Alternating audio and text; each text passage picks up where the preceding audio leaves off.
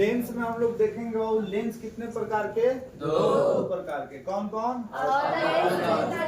और उत्तल। अब यहाँ ध्यान में हमको रखना है कि अवतल कहाँ उपयोग होता है और उत्तल कहाँ उपयोग होता है। इसके अतिरिक्त एक और ही दोष होता है बच्चों, जिसको हम लोग जरा दृष्टि दोष कहते हैं। तो फिलहाल में हम लोग इनको देख लेते हैं। अवतल में आपके पास बच्चों अक्षरों की संख्या कितनी है? 4। और निकट में कितना है बच्चों? 3। मतलब ही समझेंगे कि अवतल लेंस का उपयोग जो किया जाता है किसके लिए? दोष के लिए। और उत्तल लेंस का उपयोग कहाँ किया जाता है बच्चों? के लिए। उत्तल में आपके पास अक्षरों की संख्या 3 और इसमें कितना हो गया? 2। अब यहाँ समझिएगा इनका कहने का मतलब क्या बताता है कि इसमें जो हमारे पास जो फोकस होते हैं वो रेटिना पर न बन करके रेटिना से पहले बन जाते हैं। रेटिना से पहले बनने के कारण इसमें 25 सेमी से आगे की वस्तु दिखाई देती है और पीछे की वस्तु नहीं दिखाई देती है। कौन सी?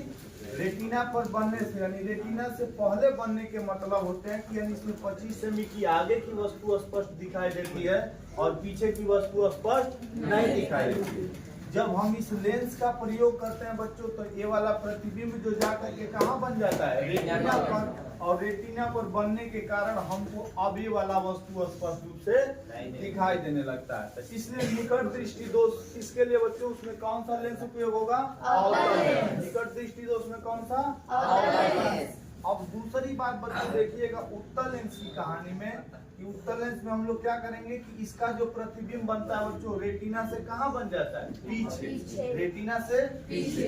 जब इसमें लेंस हम लोग लगाते हैं बच्चों, कौन सा लेंस इसमें उपयोग किया जाएगा? उत्तल। तो जब इसमें हम लोग लेंस लगाते हैं तो प्रतिबिंब फिर आकर के कहाँ बनता है? रेटिना में। अब इस व्यक्ति को क्या हो रहा था कि 25 सेमी आगे न दिख करके कहाँ दिख रहा था? पीछे।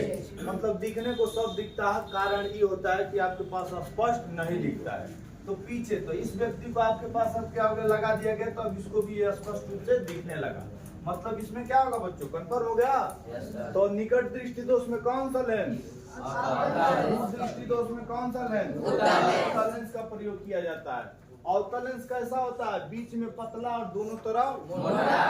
और उत्तल लेंस कैसा होता है बच्चों? बीच में पतला और बीच में मोटा और दोनों तरफ पतला। तो ये आपके पास हो गए लेंस की कहानी। और इसके अंतर्गत एक और हमारे पास लेंस होते हैं बच्चों, जिस मानव की आंख में दोनों दृष्टि, जैसे मान लो कि निकट भी नहीं दिखाई देता और दूर भी नहीं दिखाई देता है, तो उस मानव की आंख में कौन सा लगाया जाता है?